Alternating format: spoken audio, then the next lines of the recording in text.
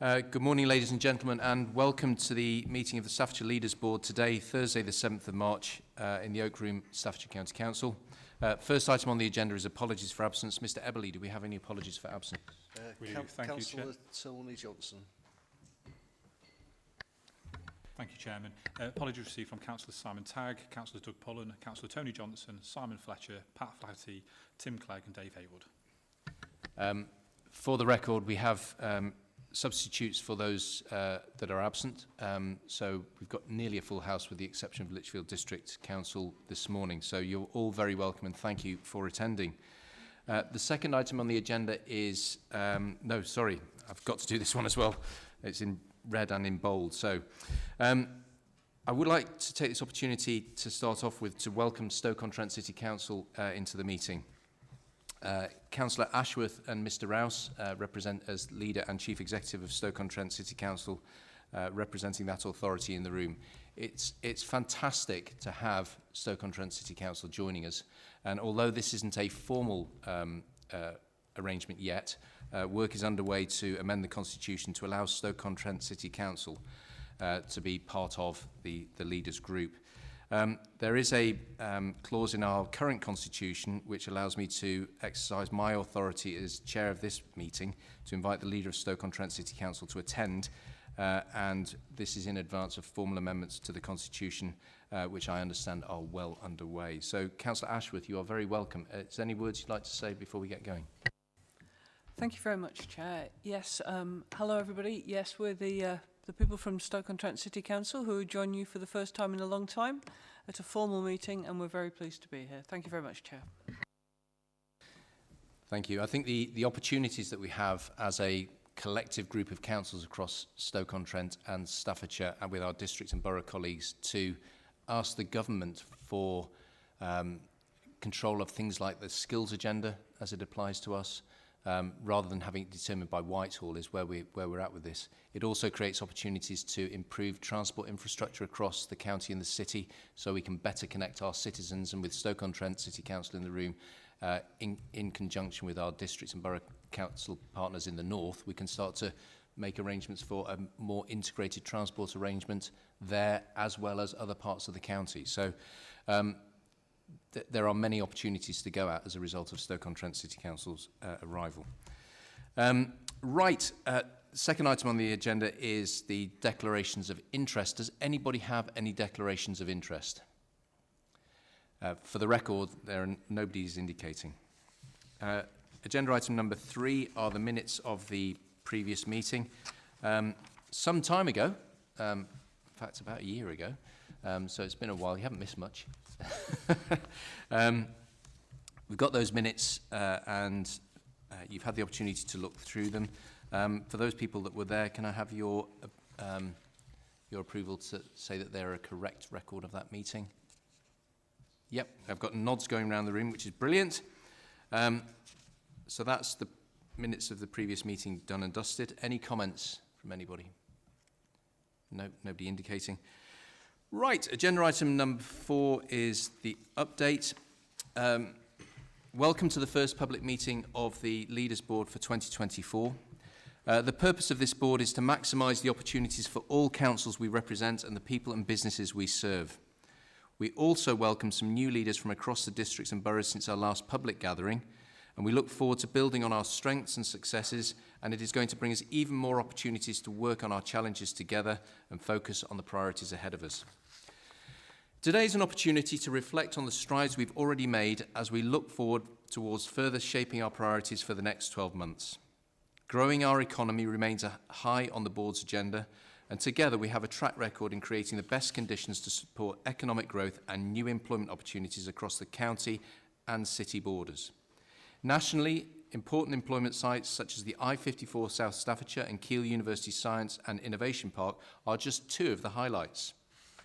Working collaboratively, we are also now delivering significant investment into Staffordshire through the Future High Streets Fund, Town Deals and Levelling Up Fund. The Stafford Station Gateway Master Plan won backing from the government towards the end of 2023 after securing £20 million funding bid, with the Secretary of State for Levelling Up Housing and Communities visiting the county town to hear for himself about the plans. Government also recently announced Staffordshire will receive nearly £286 million from the Local Transport Fund for 25-26 over 7 years to help with improved routes within towns, suburbs and cities, boost connectivity between areas and improve everyday local journeys for people, and that particularly relevant with Stoke in the Room, just reflecting on that. This spring, together with major employers, world-class research organisations and the public sector, we're also calling on the Chancellor to back the 5500 campaign, a unique opportunity to promote growth and innovation and decarbonisation along the A50-A500 corridor across the north of the county and the city of Stoke-on-Trent. Only last week, Member of Parliament Kate Kniveton hosted a well-received parliamentary event to highlight the plans, at which myself and Councillor Ashworth were in attendance.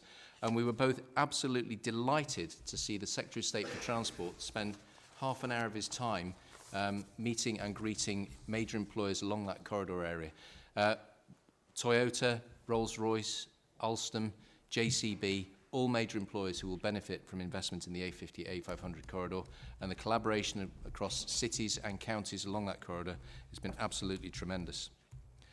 Our one voice approach continues to be a powerful resource for helping deliver our ambitions.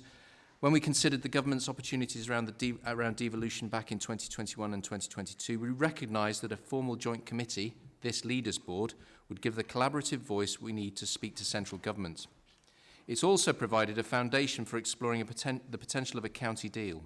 So, if and when the time is right, it would enable us to work with government on how powers are devolved into local hands. Since it was established, this board has also worked together on wider areas including health, a single front door on customer services across councils, a county-wide approach to tackling climate change and accommodating refugees and asylum seekers.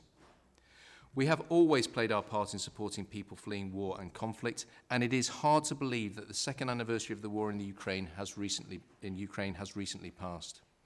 As a board, we want to ensure that we have the right resources in place to support those looking to be housed in the county, both in the short and the longer term. With the Home Office moving away from using temporary hotel accommodation, we are also seeking clarity on what this means for areas like ours. In reflecting on our progress to date, and with this foundation as further work is taken forward to refresh our priorities for the next year, we want to maximise our opportunities for our joint approach and the benefits for the county and city of Stoke-on-Trent for the people who live and work here. Now on to today's agenda, where we will hear in detail our progress to date and reflect on our joint and continued ambition to collaborate and help unlock some of our most important challenges together. That's my update complete. Anybody wants to make any comments before I move on? No, everybody happy to move on to the next agenda item? Getting a nod. Right, the progress review. You have that progress review in your pack. And what I'd like to do is just ask for leaders and chief executives to consider the progress that we've made to date, and note the work is underway to shape the board's future priorities, building on the strong foundations that and progress we have shared today. And what I'd like to do is just go around each area and perhaps get other people to talk to it, because I'm sick and tired of the sound of my own voice, to be honest with you. And so if we just go, I suppose, page by page, if that's convenient. Just talking about climate change. Any comments on the climate change progress? Nobody indicating at the moment. Waste. Any comments on waste? No comments there. Economy. No. Health inequalities. No comments there. I'd just like to perhaps briefly touch on health inequalities. For those people that aren't aware, there is I think most of the leaders around the table get invited to this thing. There is something called the Integrated Care Partnership, which myself, Councillor Ashworth and Mr. Pearson, David Pearson, are co-chairs of that. It is an opportunity to sort of examine the progress that we are making on the life course. I hope we are able to make significant progress on that agenda. It does feel sometimes a little bit slow, and I don't know if anybody's got any comments on that. And I know that, Mr. Rouse, you're a member of the Integrated Care Board, which deals with the more sort of executive functions of that. We know there are some challenges that we face around health and care in Staffordshire and Stoke-on-Trent, and I do hope that we're able to address those through the current structures that exist. It isn't our intention at all to duplicate any of that through this group, but I think it is important that we continue to put pressure on those people that are responsible for the delivery of health and care to make sure that our citizens are able to access health services in a timely way, that waiting lists are addressed, that frail elderly pathway it resembles something which is, people can move through quickly or as quickly as possible. So, Mr. Rouse, I don't know if you've got any comments you'd just like to make on the health issue, seeing as you are the closest to it through the Integrated Care Board. Yeah, thank you. The Integrated Care Board is now pretty much 2 years in its existence. And I think starting with the positives, I think the first is that there is really strong collegiality between the organisations, the executives and non-executives, stroke counsellors who are involved in the work of the Integrated Care Board, which, let's be honest, hasn't always been the case in Staffordshire and Stoke-on-Trent in times past. So that at least is a positive foundation on which to build. I think there has also been positive steps, a bit like this board, in terms of those individual executives and members stepping up into leadership roles. I lead, for example, on children's health, and others have stepped into other spaces on frailty, planned care, urgent care, mental health, and so on. I think what is critical now in terms of, say, the next 18 months is all of the positive foundations that have been put in place must now turn into delivery. And that means that we need to see tangible progress in terms of improvements in access to primary care, particularly, obviously, general practice. We need to see further improvements in terms of mental health provision for our children and young people, particularly within schools and communities. For our older people, we need to see faster progress in terms of support for those older people who are starting to experience frailty to prevent them from unnecessarily being admitted to hospital. So I think those are some of the things that we will be looking for as local authorities from the Integrated Care Board and partnership over the next 12-18 months. The changing demography across the county and the city provides the health system with a challenge. And if I think particularly of, say, Stafford Borough, you have a growing and ageing population in Stafford Borough, which will require different health needs. And I think we need to be anticipating that and putting in place or helping our health colleagues identify those services that will be needed in the future, given the growth that you have within your borough in particular. Any comments on that, Councillor Godfrey? Yes, I agree. We need all the healthcare facilities we can get in Stafford at the moment. So we used to have a thriving district hospital, but unfortunately that's been downgraded over the years. So we do need more input into our health services in Stafford. But hopefully, with the improvements that's happening in Stafford and the new housing that's coming in, the new employment opportunities that will be coming along shortly, the regeneration of the town centre, hopefully more young people will be coming here or staying here. So hopefully the demographic might change a little bit and become a young town. So we do have good local authority representation at Integrated Care Partnership level and also Integrated Care Board level. To make sure that our voice and our concerns are heard by our health colleagues. I would ask leaders around the table just to, if you do have particular issues that you want raising, Mr. Rouse into the Integrated Care Board, Mr. Flaherty, and myself and Councillor Ashworth would be your points of contact through those relevant bodies if necessary. That's health. Anybody else got any observations on the health front? No. And then economic growth. The UK real estate and UK REEF, I have no idea what that actually stands for. It's a big shindig in Leeds in May, and it's an absolutely wonderful opportunity to showcase what Staffordshire and Stoke-on-Trent has to offer. Last year we went with a brochure. That brochure had a couple of pages dedicated to each district and borough, so that we could say to potential investors, this is what we've got to offer. I think Stoke, you will be in attendance at UK Reef this time round, and so I would ask that everybody, collaborates on this to make sure we've got the best offer. I want to be able to go to Leeds and be able to say to people, this is what we've got. Come and invest your money in this area, because 1, we're well connected. 2, we've got the land. 3, we've got the brains. What's not to like? Councillor Godfrey. Thank you very much, Chair. Couldn't agree more. We've got to sell ourselves. We have a lot of advantages in Staffordshire, and certainly Stafford Borough. There's not many places that have 2 exits and entrances on the M6. On the West Coast Main Line, talking about the M50 corridor just down the road, an hour from 4 international airports. We really have a lot going for us. We've got to go out there and sell ourselves. We've got a good story to tell.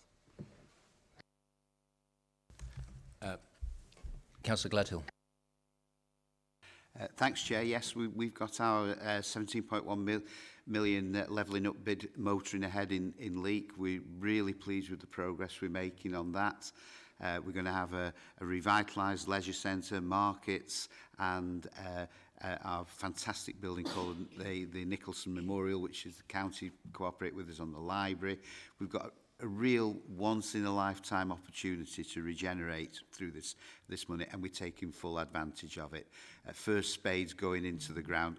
Actually, I don't think they're going into the ground. I think they're going into the roof on the market very, very soon, and lots of developments coming. We're really pleased that we've got it, and we are going to make it happen. I know elsewhere there are some issues over some levelling up bids, but we want ours to succeed, and it will. I know that colleagues around the table are particularly busy with some of these bids. Tamworth Borough Council, I know you've got a lot going on at the moment. Any comments on the work that you've got going on at the moment, Councillor Jay? Yeah, thank you, Chair. Yeah, we're really pleased with progress. We're on track to deliver as per the original project spec, which is fantastic given it was incepted sort of 5 years ago. And that we believe will have a domino effect across the town. So there are other projects that will come off the back of the Future High Street Fund work. And we'll be in attendance at the UK Reef, if that's how you say it, to sell Tamworth as well, because there's a lot of opportunities for businesses and developers to come and spend their money in Tamworth. So we're really excited about that. Councillor Godfrey. Thank you, Chair. I think it's important to say that we've done very well with various grants, Future High Street Fund, Levelling Up Fund. We've got 20 million for the Gateway project to get that started. 2 major purchases in the town centre, the Old Court department store and the Guildhall shopping centre, both been purchased by the Borough Council, and will be made ready for developers to come in and regenerate the town centre. But I think it's important to mention that these things don't happen by themselves. They happen with hard work from officers who put years, literally in some cases, in to put these bids together and then have to follow them through. Once the money's been delivered, it's not a case of here's the money, crack on with it, happy days. You've got to work with it and you've got to make it work, and they are working so hard for certainly our office at Stafford Borough, and I'm sure it's the case at the county, for making this place a good place. And every time I go through Stoke-on-Trent City, I see cranes. So plenty going on in Stoke at the moment. Thank you, Chair. Yes, that's right. The flagship project, the goods yard, which I think is the one that you can see, which is near the station. Fantastic new apartment blocks, which will be state-of-the-art modern apartment living when it's ready. Last time we looked was ahead of schedule, so we're pleased about that. Other work is developing, which I think you'll find interesting, around the Spode site, which is not a good throwaway from the goods yard. There we're hoping to be able to create a really vibrant new cultural, developing the already existing creative tech industry that's based there. It's going to become a great cultural centre, and hopefully we'll be able to use that as a regeneration tool for much of Stoke town itself. Plenty of other things going on too, but they're the highlights. I think what we can all see is we've got a lot to offer when we go up to Leeds in May as a team. And the enthusiasm with which you speak of your areas is the sort of enthusiasm we need in May as we get those investors coming, because there's some sites that we've got South Staffs. You've got a whopper, the I-54 site and others, the interchange. Chatterley Valley, for example, another great site, an opportunity there. So plenty of opportunities. Councillor Lees. Councillor White. We have got the representation going to Leeds. Mr Mitchell, he's by the side of me, he's going to represent South Staffordshire at Leeds, and he's got the I-54 to sell the extension to the I-54. He's got ROF Featherstone, and by what you've just referred to, we've got the West Midlands interchange, which is one of the largest ones in Europe, which is going to create thousands of jobs over its period of time. We're looking on, just in the next few years, up to 2,000 jobs could be created. Thank you. And of course, the much publicised and heralded A50, A500 corridor project, I think it's worth just reiterating what I said earlier about that and the how well received that was in government. I know the Department for Levelling Up have seen the business case. The Chief Executive of Levelling Up has read it in detail, and I've spoken to him about it. So we are making really good progress with this. There is, however, another issue which we do need to just slightly touch on, and that is what HS2 looks like in the future. We know there's been a cancellation, and I also know, and I think everybody around the table knows, that the mayors of the West Midlands and Greater Manchester met to have a conversation about what they could do post-cancellation. Well, of course, any plans that they might have post-cancellation would involve the county of Staffordshire and the city of Stoke-on-Trent. And I think, really, it would be nice to be in the room. I'd rather... I don't want them to have a conversation about me without me. Do you know what I mean? So we have written to the mayors of both the West Midlands and Greater Manchester to say, if you've got any plans that involve Staffordshire and Stoke-on-Trent, then you really do need to be coming into our room and having a chat with us. Okay? So that's economic growth. Some really good news across the board there. The next is the Staffordshire Strategic Migration Partnership. Mr O'Brien, you've been very heavily involved in this, and I'd just be grateful for an update for the public meeting, if that's possible, please.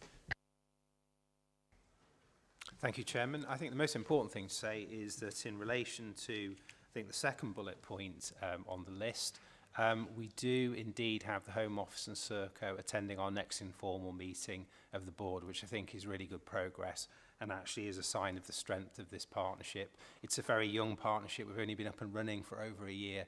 And I think it's great that we can have that interest from government and Whitehall. Thank you, Chairman. Anybody want to add anything to Mr O'Brien's comments about migration? No. Thank you for all your efforts on that, Mr O'Brien. I know you've been heavily involved and showing great leadership on that subject, and we are grateful for that. We Are Staffordshire is part of the brand work that we're doing and will be obviously showcased in UK Reef in Leeds. Sustainability and climate change. Councillor Tagg's not here today. We've not got any comments on that. Single front doors led by Lichfield. And we don't have representation from Lichfield today, but I know that Mr Fletcher is Chief Executive of Lichfield District Council, is working on that. And then just, empowering our communities, just skip over that for a moment. The cost of living issue is something that I know is dear to the hearts of many people around the table. We are aware that, we're all aware because it was in the news on yesterday, that the Chancellor is extending the Household Support Fund for 6 months, but we're minded that to do some work to reflect across Staffordshire and Stoke-on-Trent about what we can do together to assist beyond the lifespan of the Household Support Fund, and that work will be starting very shortly. Any comments on the cost of living section? We'll move on. No. So, making good progress across many fronts with leaders picking up portfolios to take forward and report back to this group as necessary. Thank you for all the efforts that you're doing. I do appreciate that if you're a leader or a chief executive of a council, it's a big job. It keeps you busy, and then you've volunteered to make an additional contribution by helping with the wider agenda that we can collectively achieve. So thank you for that. Are there any other comments on the progress review?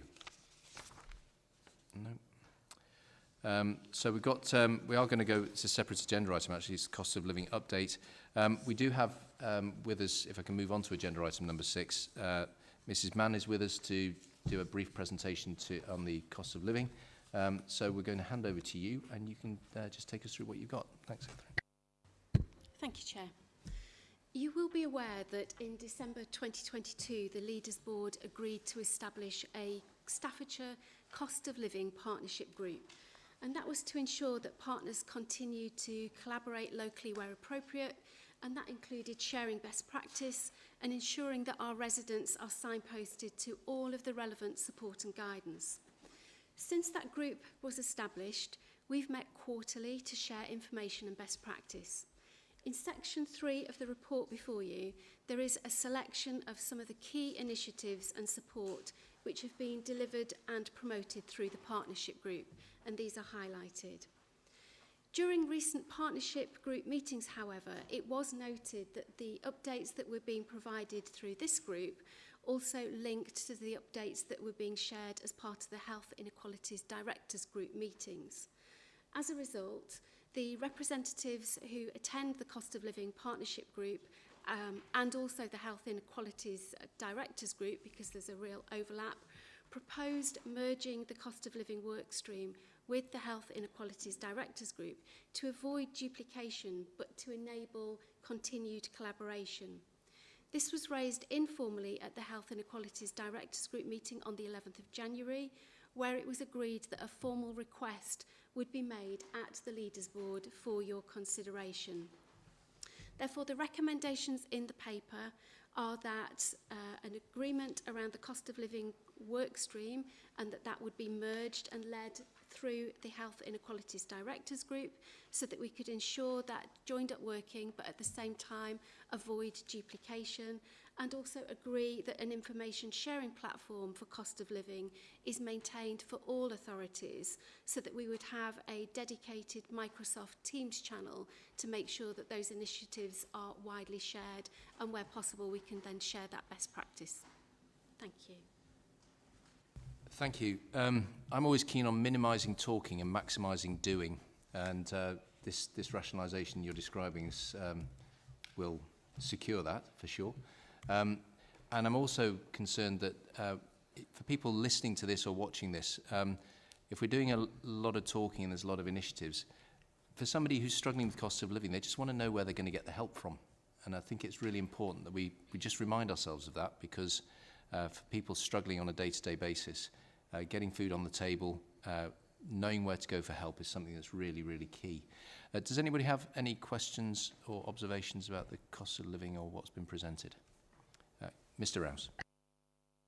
Just to add, the Integrated Care Board has a health inequalities group as well, and so it's probably a question probably to Mrs. Mann about how those two are going to work together so we don't duplicate effort, but also to observe that that group and the ICB has quite a large amount of money. I think it's something like £8 million to spend on health, tackling health inequalities that can't be spent on anything else. It's effectively ring-fenced, and whether we feel we've got enough influence in terms of the way that that resource is being spent within the county and the city. Thank you. I think there are some overlaps as well with the Health Inequalities Directors Board and people that, again, attend the ICB. So I think it's going to be really important, if it is agreed that it's formalised through the Health Inequalities Directors Board, that we look for then those opportunities to share information between the two, so again, to avoid that duplication. One of the sources of cost of living challenges is having to pay bills for heating. And could you just, because I don't know, could you just explain to me how you liaise with the Warmer Homes group?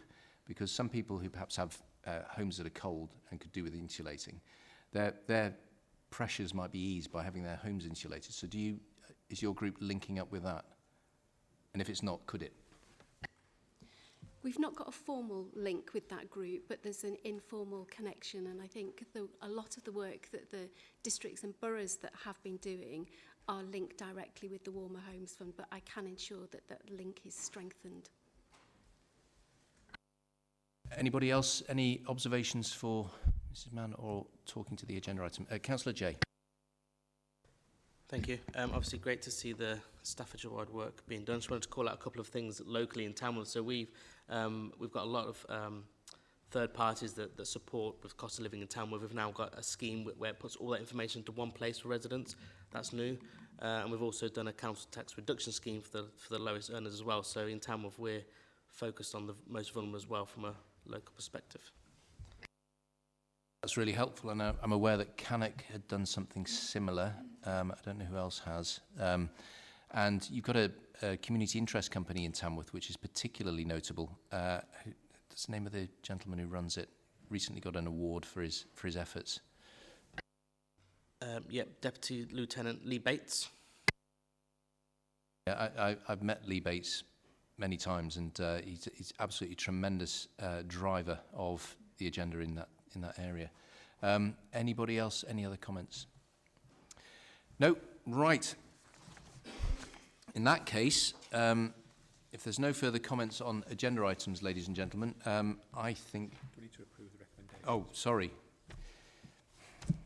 How can you soar with the eagles when you're stuck with a turkey like me? So we've got the recommendations which Mr. Tradewell's just reminded we need to approve. So we've got two recommendations there. Can I have your indications to approve, please? All those in favour? Any against? For the record, that is unanimous. Thank you. Well done. Yeah. Right. With that, ladies and gentlemen, that concludes the meeting. Thank you very much indeed for your time, and I look forward to seeing you again soon. Thank you.